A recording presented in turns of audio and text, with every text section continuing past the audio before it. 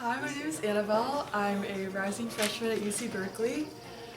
My starter project is the TVB Gone, which is a universal remote control that can turn off most televisions. Um, so basically it's powered by two AA batteries, which are the power source for the device. And how it works is that you press this button and this little green light starts blinking. So that's how you know the device is on. So the button sends a signal to the microcontroller, which is basically a programmable system on a chip with a central processing unit and a fixed amount of memory.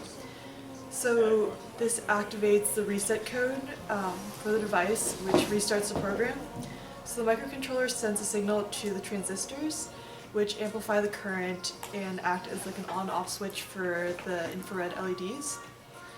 So this signals the infrared LEDs to start emitting infrared light at particularly timed pulses, which are the reset code that the TV detects and which turns off the television.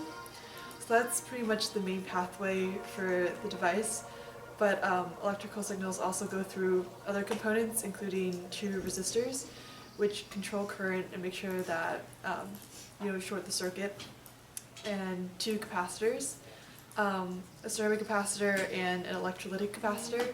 So a capacitor is basically just an insulator between two conductors, and electric field is stored between the two conductors.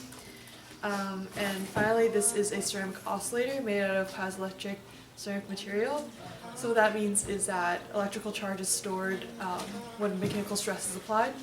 So when this happens, this causes vibrations which induce an oscillating signal at a particular frequency, and this acts as kind of like the internal timer for the device.